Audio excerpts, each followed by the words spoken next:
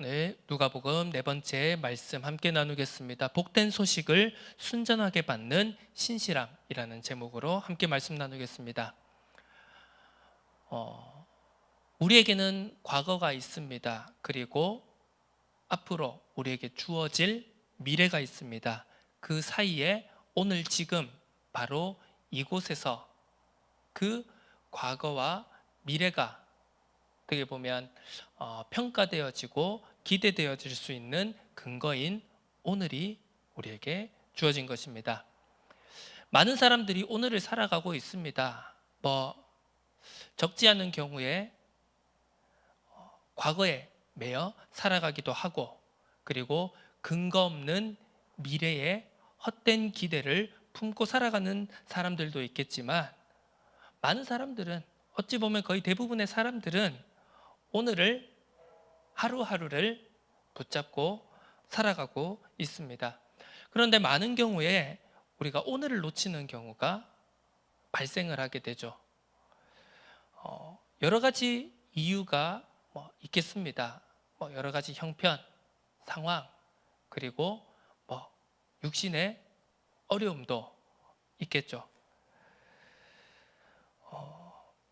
오늘 제가 여러분과 나누고 싶은 오늘을 놓치는 이유가 무엇인가 라고 했을 때, 바로 현실과 상황에 대한 절망과 원망이 그 이유 중에 하나라고 오늘 함께 서론에서 말씀을 나누고 싶습니다.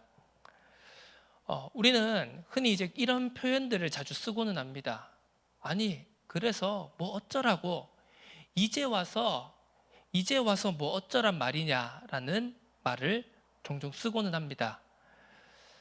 세상에서도 이제 그런 표현들을 우리가 종종 쓰곤 하죠. 우리가 신앙생활에서도 우리가 하나님을 믿고 우리가 신앙생활을 하는 그리스도인으로서 살아가면서도 우리가 종종 이런 원망이나 한탄을 내뱉을 때가 있습니다. 이제 와서 뭐 어쩌란 말이냐, 이제 와서 그 말이 무슨 소용이냐, 이제 와서 그게 나한테 무슨 의미란 말이냐, 이렇게 분노하기도 합니다. 특히 우리가 신앙생활을 하다 보면 참 그런 경우가 많은 것 같습니다.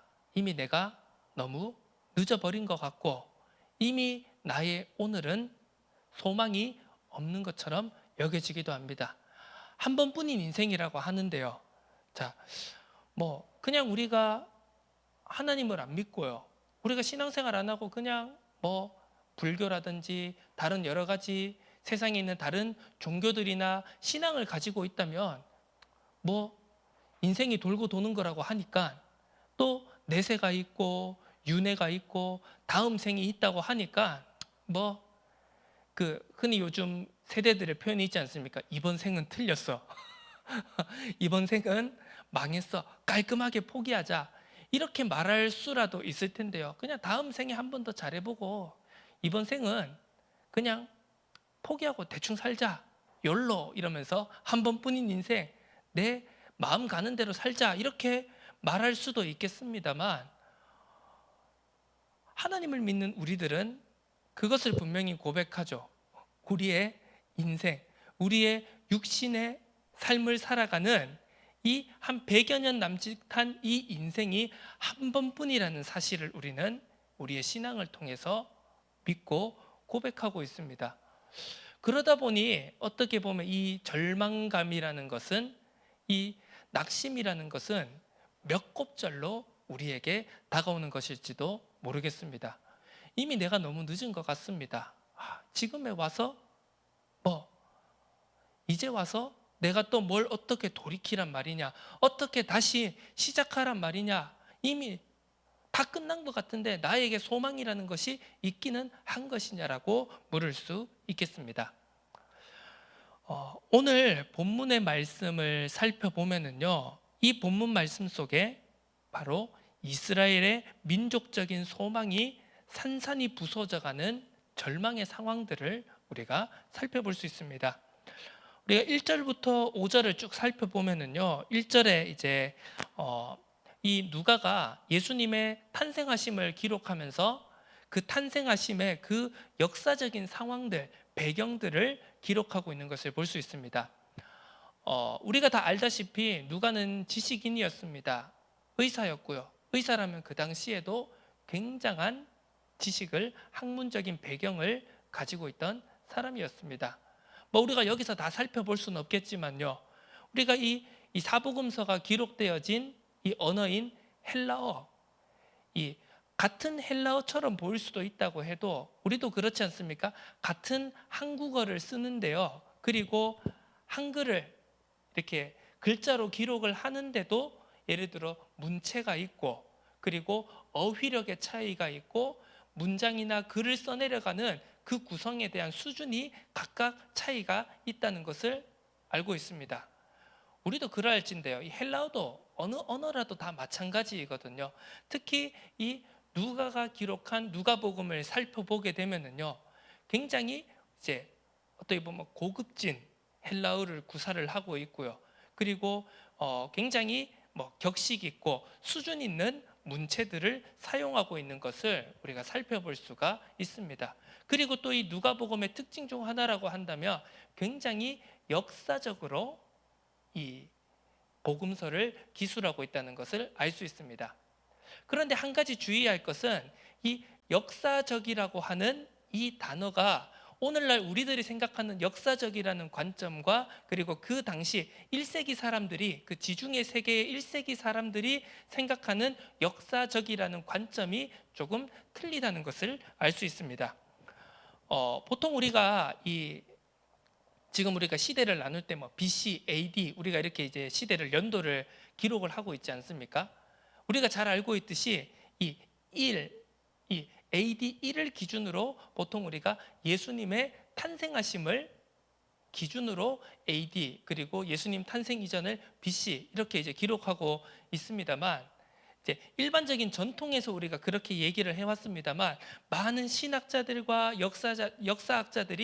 학자들이 연구를 거듭한 끝에 딱 AD 1세기, AD 1년에 예수님께서 탄생하신 것이 아니라고 보통 일반적으로 다 합의가 되어져 있는 상황입니다. 흔히 BC 4세기 혹은 더 당긴다면 BC 4년 혹은 BC 6년에서 7년까지도 이제 그 연대를 잡고는 하는데요. 자, 그러면서 보면 이 오늘날 현대인의 우리들의 눈으로 봤을 때는요, 뭔가 연대가 좀 잘 안 맞는 것처럼 느껴지기도 합니다. 그래서 많은 사람들이 이 복음서를, 성경 말씀을 비판적으로, 그리고 이 성경 말씀이 허구다라는 것을 주장을 하면서 증명으로 내세우는 근거들 중에 하나가, 이거 봐라, 연대가 안 맞지 않냐?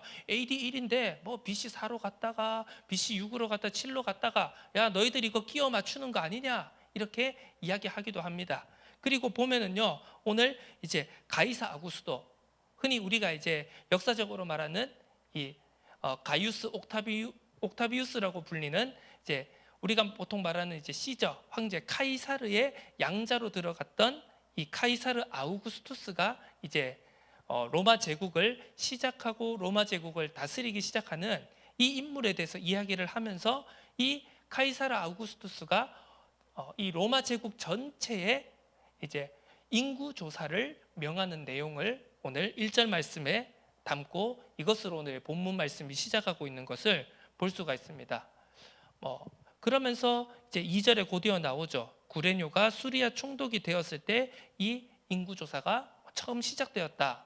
그런데 이제 역사적으로 이것도 여러 가지 이제 주장들이 있고 또 논란들이 있습니다만, 이제 시대가 연대가 잘 안 맞는 거 아니냐? 왜냐하면은 또 이 구레뇨라는 이제 역사적으로 보면 퀴리누스라고 하는 이 시리아 지역의 총독이 또 이후의 사람인데,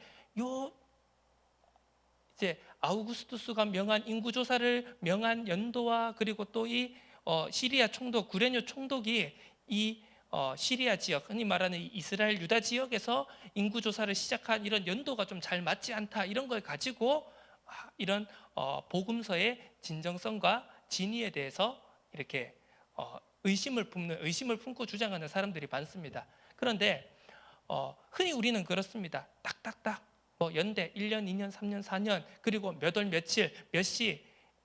우리는 이 현대 사회를 살고 있다 보면은 이날 그러니까 월, 년, 월, 일, 그다음에 시, 분, 초 이런 개념이 굉장히 정확하게 딱딱딱 돼 있지 않습니까? 그래서 이걸 순서대로 쭉 나열하는 것이 역사적이라고 보통 우리들은 생각을 합니다만, 자, 이 당시 1세기 지중해 사람들에게 역사적이라고 하는 관점은 무엇냐?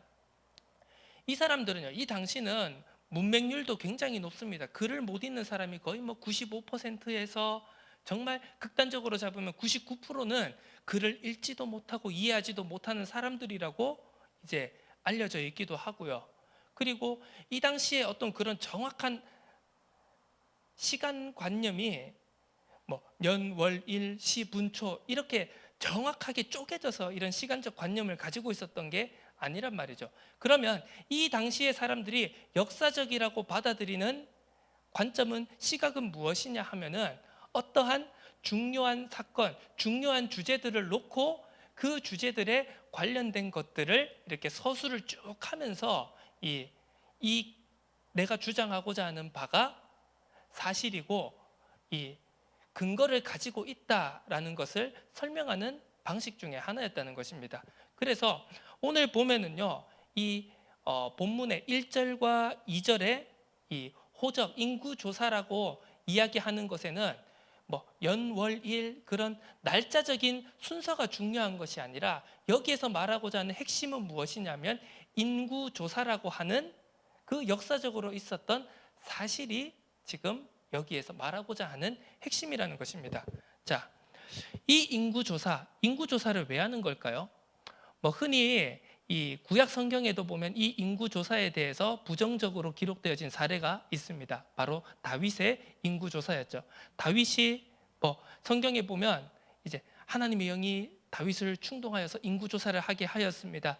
그 인구조사를 명을 받은 이제 요압 장군이 이것은 하나님 보시기에 선한 일이 아닌 것 같습니다라고 하면서 인구조사를 시행하였다가 또 이스라엘에 재난이 닥친 그 이야기에 대해서 우리가 살펴볼 수가 있겠죠. 자, 이 인구조사라고 하는 것, 호정령이라고 하는 것은요, 핵심은 어디에 있냐면, 자, 왜 그 엄청난 시간과 비용을 들여서 노력을 들여서 인구조사를 하는 이유가 무엇이겠습니까? 심심해서? 아니면 내가 다스리고 있는 지역의 인구가 몇 명인지 정확하게 모르면 내가 궁금해서 잠이 안 와서? 그런 단순한 목적으로, 어이없는 목적으로 인구조사를 했을까요? 요즘처럼 뭐 인터넷이, 온라인이 정말 촘촘하게 보급된 시대도 아니고요. 이 당시에 인구조사를 하려면은요, 그냥 뭐 요즘처럼 뭐 예를 들어 뭐 몇 달, 한 달 이렇게 잡아서 인구조사 이런 걸 시행하는 것도 아니고요. 몇 년에 거쳐서 완료가 될지 알 수 없는 그 시대에 왜 인구조사를 했을까요? 핵심은 하나입니다. 바로 세금입니다. 돈이라는 것이죠.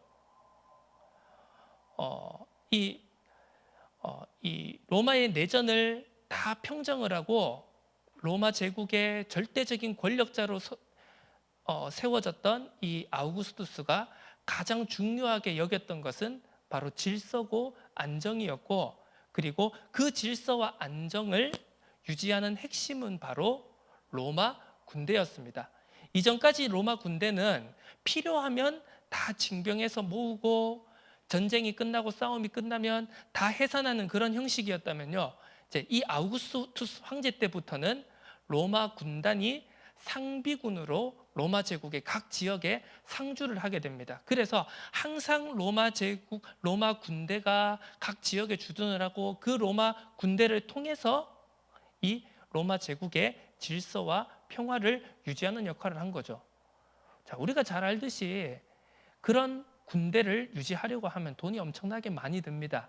그래서 아우구스투스가 자기의 재위 기간 동안 어떻게 보면 가장 중요하게 생각했던 과업 중에 하나가 어떻게 하면 항구적으로, 상시적으로 일정하게 세금을 거둘 수 있느냐에 어떻게 보면 최고의 관심이 있었다고 할 수 있습니다. 그래야지만 이 군대 비용을 충당할 수가 있고 그 군사들이 안정되게 유지되어야지만 로마 제국의 질서가 유지될 수 있었기 때문이죠. 그래서 전 제국에 이 로마 제국의 통치가 미치는 모든 지역에 인구 조사를 명하게 되었습니다. 자, 이 호적을 한다는 것, 인구 조사를 한다는 것은요, 어떻게 보면 한 지역의, 한 나라의 어떤 한 백성들에 대한 완전한 지배를 의미하는 것입니다. 그렇지 않습니까?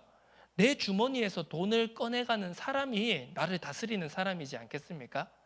그렇기 때문에 이 인구조사라고 하는 것을 유대인들은 엄청나게 예민하게 받아들였습니다. 왜? 자기들 돈은요, 이때까지 자기들 돈은 11조를 내고 성전세를 내서 하나님께 바친다라는 그 개념이 유대인들에게는 꽉 머릿속에 있었는데요, 갑자기 로마 제국의 인간 황제가 나타나서는 자기들에게 세금을 거둔다는 겁니다. 이것은요, 뭐 정치적으로 민족적으로 그 모든 것을 뛰어넘어서 유대인들에게는 종교적으로도 절대로 용납할 수 없는 일이었다는 사실입니다. 그래서 이 시리아 총독 구레뇨의 인구 조사로 인해서 결국은 이 이스라엘 땅에 열심당 운동이 촉발하게 됩니다. 폭력과 폭동 그리고 요인 암살을 통한 이 애국운동, 민족해방운동이 어떻게 보면 이 인구조사를 통하여서 본격적으로 불이 붙기 시작한 겁니다. 그래서 이 열심당원들은요, 평소에도 이 오단에 단검을 이렇게 품고 있다가 예를 들어 뭐 로마 군대, 뭐 로마의 장교, 그리고 어떤 로마의 관리, 세리 이런 사람들이 옆으로 지나가면은요, 쓱 꺼내가지고 푹 찌르고 이제 이런 식으로 이제 민족운동, 이 독립운동, 해방운동을 진행해 왔던 겁니다. 이 인구조사가 세금을 걷기 위한 인구조사가 그만큼 이스라엘에는 민감한 문제였다는 겁니다. 결국은 이 열심당 운동이 촉발되어지고 결국은 이것이 AD 70년 예루살렘 멸망으로까지 이어지는 반란의 기폭제가 되었던 것이죠. 이처럼 어떻게 보면 그냥 단순한 역사적 사실을 기록하고 있는 것 같고 그게 몇 년도에 일어났냐, 뭐 언제 일어났냐, 이것이 시간적으로 순서적으로 맞냐 틀리냐 이걸 우리가 따져야 되는 것 같지만 실제적으로 우리가 여기에서 살펴봐야 되는 것은 무엇이냐? 바로 통치에 관한 부분이었던 사실입니다. 이때까지 이스라엘 사람들은, 유대인들은 자신들의 통치가 하나님으로부터 온다고 생각했고 우리를 하나님이 다스린다고 생각했고 이제 바벨론 포로 시기가 끝나고 난 다음에는 이런 제사장들을 통해서 바리새인들을 통해 서기관들을 종교 지도자들을 통해서 사내들인 공회를 통해서 하나님이 자신들을 다스리신다고 생각을 했는데 어떻게 보면 이 인구조사 하나로 인해 가지고 이스라엘 사람들의 종교적이고 민족적이고 모든 기대들이 모든 가치관들이 완전히 산산조각이 났다는 것을 우리가 여기서 살펴봐야 되는 것이죠. 누가복음에 여러 가지 이제 주제들이 있습니다만 그 중에 핵심 키워드 중에 하나가 바로 복된 소식에 대한 거부라는 주제입니다. 복된 소식이 이스라엘에 선포가 되어졌습니다. 어떻게 보면 400~500년 만에 우리가 흔히 말하는 이스라엘의 중간기 암흑기 역사 속을 지나서 세례 요한이나 선지자가 수백 년 만에 하나님의 선지자가 나타나게 되고 예수님께서 나타나시면서 천국 복음을 선포하셨는데 많은 사람들이 그리고 종교 지도자들이 이 복된 소식에 대해서 거부 반응을 보인 것을 누가복음은 중점적으로 기록하고 있는 것이죠. 거기에는 분명 이런 마음이 있었을 겁니다. 저는 이게 원망의 마음에 바로 이 거부라는 반응으로 나타났다라고 생각하는 것이죠. 아니 오실 거면 좀 진작에 오시지.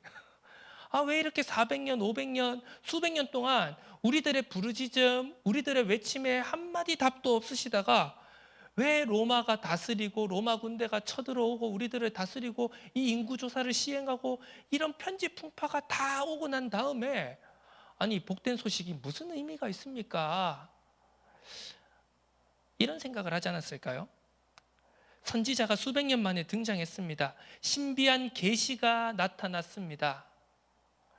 세례 요한의 탄생을 알리는 그 역사, 마리아를 통하여서 예수가 구세주가 우리의 주인이 탄생하실 것이라는 그 놀라운 계시, 그리고 예수님을 통한 천국 복음이 선포되어졌는데도 사람들은 거기에 대해서 그것을, 그 복된 소식을, 기쁜 소식을 온전하게 기쁨으로 받아들이기보다는 자신의 상황들과 자신들의 현실 속에서 원망의 마음과 좌절과 낙심의 마음이 그들이 복된 소식을 순전하게 기쁨으로 받아들이는 것을 가로막았다라는 사실입니다. 왜 이제서야 나타나십니까? 이제 와서 뭐 어쩌라고요? 그 이스라엘 백성들의, 그리고 종교 지도자들의 복된 소식의 거부에는 이런 배경이 담겨져 있었던 것입니다. 그런데 더구나 무엇이라고요? 그래서 나타난 게 뭐라고? 구유 안에 아기가, 구유 안에 강보에 쌓여 구유에 누우신 아기가 우리의 구주라고, 그리스도라고, 주라고, 퀴리오스라고. 자, 이 당시에 퀴리오스라는 말은 하나님이라는 말과 동격이었습니다. 그러니까요, 도저히 이해가 안 되는 거죠. 어디 저 나사렛의 무슨 목수의 아들이 구주를 자처하고 그리스도를 자처하고 자기가, 그리고 하나님의 아들, 하나님과 동격이라고 하니까 당연히 이것은 그 당시의 배경과 상처 속에 있던 이스라엘과 종교 지도자들에게는 받아들일 수 없는, 거부할 수밖에 없는 소식이었을 것입니다. 왜? 하나님의 뜻에, 하나님의 말씀에 그 근거가 있지 않고, 마음이 있지 않고 민족적이고 인간적인 한에 사로잡혔기 때문입니다. 나라가 멸망당하고 성전이 무너지고 포로로 끌려갔다가 다시 돌아왔는데도 수백 년 동안 아주 파란만장한 역사들을 그들이 거치면서 또 견고하게 성전이라는 제도 아래서 제사장이라는, 그리고 바리새인들과 서기관이라는, 종교 공의회라는 그 견고해진 시스템 속에서 그 모든 것들이 하나님의 뜻과 하나님의 마음을 살피기보다는 결국 인간의 상처, 인간의 한, 그리고 이방인을 향한 뿌리 깊은 원한과 복수의 그 마음이 있었기 때문인 것입니다. 백성들과 지도자들의 거부는 이러한 배경이 있었습니다. 복된 소식을 더 이상 순전하게 받아들이지 못하는 상태였기 때문이죠. 신실함이 없었습니다. 기다림이 없었습니다. 인내함이 없었습니다. 그 누구보다 자기들은 하나님을 잘 섬기고 하나님의 말씀을, 율법을, 전통을 잘 순종한다라고 말했지만 그들은 결국 하나님의 말씀을, 하나님의 약속을 기다린 것이 아니었습니다. 그것을 우리는 오늘 본문 말씀을 통해 정확히 볼 수 있어야 하는 것입니다. 그래서 우리는 오늘 이 목자들에게 나타난 천사의 소리, 천사의 복된 소식을 선포하는 이 장면에 우리는 주목해야 하는 것입니다. 자, 마태복음에는 동방박사들이 예수를 경배합니다. 그런데 누가복음에서는 이 베들레헴 외곽에 있는 풀밭에 있던, 들에 있던 목자들에게 천사가 나타나고 예수님의 탄생하심의 복된 소식이 그들에게 전달되어집니다. 자, 뭐 이걸 가지고 그래, 복된 소식은 가난한 자들, 약한 자들, 연약한 자들, 부자들을, 뭐 권력자들을 모조리 무너뜨리고 복음은 가난한 자들의 것이야, 뭐 이런 또 이념적인 해석과 주장 틀을 가지기도 합니다만, 여기서 핵심은 목자들의 그 외형적인 모습이 아닙니다. 자, 목자들의 반응을 우리는 살펴봐야 됩니다. 자, 아까 전에 우리가 앞서 얘기했던 그런 모든 배경들을 가지고 목자들의 반응을 한번 보시기를 바랍니다. 자, 목자들이 밤에 밖에서 자기 양떼를 지켰습니다. 갑자기 주의 사자가 곁에 서고 주의 영광이 그들을 두루 비추었습니다. 여러분, 굉장히 놀랍고 오늘 본문에도 기록되듯이 굉장히 두렵고 떨릴 수밖에 없는 상황이었습니다. 그러면서 천사가 목자들에게 복되고 기쁜, 두려워하지 말라, 무서워하지 말라, 내가 온 백성에게 미칠 큰 기쁨의 좋은 소식을 너희에게 전한다고 말씀합니다. 그러면서 다윗의 동네에 너희를 위하여 구주가 나셨으니 곧 그리스도 주시니라. 그러면서 12절에 이렇게 말씀합니다. 너희가 가서 강보에 쌓여 구유에 누워 있는 아기를 보리니 이것이 너희에게 표적이니라. 방금 전에도 말씀하셨듯이 아니 이런 절망적이고 낙심적인 상황에 수백 년간 우리들의 외침과 부르짖음에 반응 안 하셨던 하나님이 이제 오셔서 이제 놀랍게 주의 천사가 나타나서 하는 말이 뭐냐? 그리스도가, 구주가, 주님이 우리에게 나타나셨는데 어디에 있다고요? 강보에 쌓여 구유에 누워 있답니다. 어떻게 보면 받아들이기 너무나도 힘든 이야기이죠. 아니 저 지금 저 아우구스투스를, 저 로마 황제를 무찌르고 몰아내려면은 뭐 지금 다윗의 뭐 할아버지가 와도 불가능할 판에 뭐니 구유에 누워 있는 뭐 아기가 무슨 말이냐? 그게 무슨 그리스도고 메시아냐? 이렇게 생각할 수 있습니다. 충분히 그게 바로 어떻게 보면 이성적이고 현실적인 판단이겠죠. 그런데 이 천사들이 와서 지극히 높은 곳에서는 하나님의 영광이요 땅에서는 하나님이 기뻐하시는 사람들 중에 평화로다 이렇게 찬양을 하며 천사들이 떠나갔습니다. 그리고 나서 목자들의 반응이 어땠습니까? 15절 천사들이 떠나 하늘로 올라가니 목자가 서로 말하되 이제 베들레헴으로 가서 주께서 우리에게 알리신 바 이 이루어진 일을 보자. 이것이 하나님의 놀라운 음성, 하나님의 놀라운 계시를 받은 목자들의 즉각적인 반응이었습니다. 우리 한글 번역 성경에는 잘 표현이 되어 있지 않지만 이 말씀을 받았을 때 목자들의 반응은 이제 곧 가자라는 의미가 함축적으로 담겨져 있습니다. 단어적으로도 나와 있고요. 그들은 어떻게 보면 의심하지 않았습니다. 뭐 의심하지 말고 무조건 순종해야 된다. 그게 핵심이 아니라요. 그들이 무엇입니까? 그들이 목자라서, 그들이 가난한 자들이라서, 사회의 약자라서, 소외된 계층이라서 복음을 순수하게 받았느냐? 그게 아니라 이 수백 년간 하나님의 음성이 끊겨지고 하나님의 계시가 끊겨지고 어떻게 보면 절망과 낙심의 현장 속에서 원망과 분노가 차오를 수밖에 없는 그들의 배경 속에서도 신실한 자들이 그 하나님의 약속을, 하나님의 언약을 구약으로부터 계속해서 예언되어지고 주어진 하나님의 말씀을 기다리는 자들이 있었다라는 것을 오늘 본문 말씀은 우리에게 전달하고 있는 것입니다.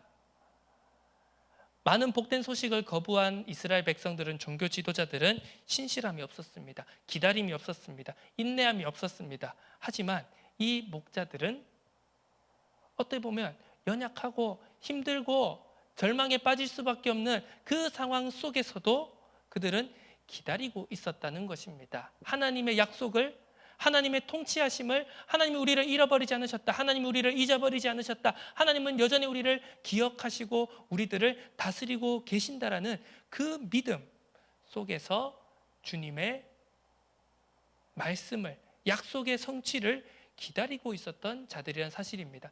기다리고 있었기 때문에 그 놀라운 사실에 즉각적으로 반응할 수 있었던 것입니다. 자, 우리는 착각하기 쉽습니다. 하나님 어디 있어요? 하나님 눈으로 보여주세요. 그러면 제가 믿겠습니다.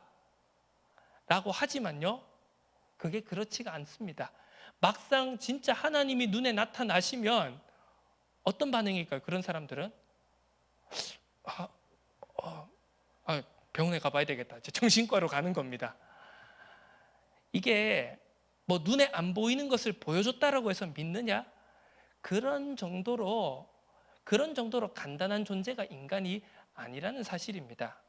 놀라운 역사가 나에게 나타났고 놀라운 역사가, 계시가, 신비가 내 눈에 보여지는데 그것을 올바르게 믿고 받아들일 수 있는 근거는 바로 신실함에 있다는 것을, 주님의 약속을, 복된 소식을 순전하게 즉각적으로 받아들일 수 있는 신실함에 있다는 것을, 기다림에 있다는 것을 우리는 오늘 본문 말씀을 통해 정확히 붙잡아야 되는 것입니다. 말씀을 정리하겠습니다. 오늘날 우리에게도 마찬가지입니다. 오늘 지금 여기에서 나에게, 우리에게 선포되어지는 우리의 모든 것을 뒤바꿀 수 있는 복된 소식을 우리는 곧이곧대로 받아들일 준비가 되어 있습니까? 그 복된 소식을 곧이곧대로 받아들이지 못하는 절망과 원망의 가시가 혹시 내 속에 박혀 있지는 않은지 우리는 점검해 보아야 하는 것입니다. 왜 나를 내버려 두셨습니까? 마치요 십자가 위에서 주님이 절규하셨던 엘리 엘리 라마 사박다니가 항상 매일매일 나의 상황인 것 같고 그게 나의 외침인 것 같은 절규일 것 같을 때가 참으로 많습니다. 왜 저를 잊으셨습니까? 왜 우리들을 잊으셨나요? 왜 우리를 내버려 두셨나요? 이제 와서 뭘 어쩌라는 말씀이십니까? 누가복음에서 또한 강조되는 것이 바로 오늘 지금 여기서부터라는 주제입니다. 우리는 기도해야 되겠습니다. 절망과 원망 속에 파묻혀버린 우리들의 신실함이 되살아날 수 있도록 회복되어질 수 있도록 우리는 기도해야 하는 것입니다. 주님이 세상이 말하는 주가 아닌 세상이 말하는 저 로마 황제 저 퀴리오스가 아닌 우리의 창조주가 우리를 잊지 않으시고 오늘 지금 복된 소식을 바로 여기서 선포하신다라는 그 믿음이 우리에게 다시금 회복되기를 주님의 이름으로 축원합니다. 그렇다면 그 오늘 지금 여기에서 복된 소식이 나에게 주어졌을 때 그럼 우리는 이제 어떻게 보면 이제 여기서는 우리의 어떻게 보면 믿음의 영역인 것입니다. 여기서부터 우리는 받아들일 것인가 거부할 것인가 그 복된 소식을 순전하게 순수하게 완전하게 기쁨으로 받아들일 수 있는 나의 복음으로 받아들일 수 있는 신실함이 나에게 있는가 그것을 또한 이번 한 주간 점검해보는 한 주간이 되어지기를 축원합니다. 구유에 놓인 주님을 순전히 기쁜 복된 소식으로 경배하는 은혜가 있기를 주님의 이름으로 축원합니다. 신실함이라는 단어에는 믿을 만함, 확고부동함, 한결같은 성실함이라는 의미가 담겨져 있습니다. 물론 우리가 의심하지 말고 막 의심 없이 믿어야 되는 건 맞습니다만 현실은 무엇입니까? 의심할 수밖에 없는 절망과 낙심의 상황들이 현실이들이 우리에게 주어졌다는 것입니다. 그럼에도 불구하고 우리는 성실하게 한결같이 확고부동하게 이 믿을 만한 복음의 복된 소식을 나의 복음으로 기쁜 소식으로 받아들일 수 있을 것인가를 우리는 깊이 진지하게 질문하고 또 기도해 봐야 될 것입니다. 그 기도 속에서 우리의 능력으로 우리의 의지로는 할 수 없는 성령의 역사로 믿어지게 되는 되어지게 되는 역사가 넘쳐나게 될 것입니다. 이번 한 주간도 그 은혜 속에 깊이 들어가는 한 주간이 되어지기를 주님의 이름으로 축원합니다. 하나님 아버지 감사드립니다. 오늘 지금 여기에 우리에게 주어진 온 백성에게 미칠 기쁨의 좋은 소식을 참되게 순전하게 좋은 소식으로 기쁜 소식으로 받아들이는 신실함이 우리에게 넘쳐나도록 은혜와 긍휼을 부어 주옵소서. 절망과 원망의 현실 속에서 그 현실을 뛰어넘어 그 절망과 원망과 분노를 뛰어넘어 하나님이 우리를 잊지 않으셨다. 하나님이 지금도 우리와 함께 하신다. 우리를 다스리고 계신다라는 그 믿음의 고백을 날마다 고백하도록 역사하여 주옵소서. 감사드립니다. 살아계신 예수 그리스도 이름으로 기도드립니다. 아멘. 우리 찬양지 밑페이지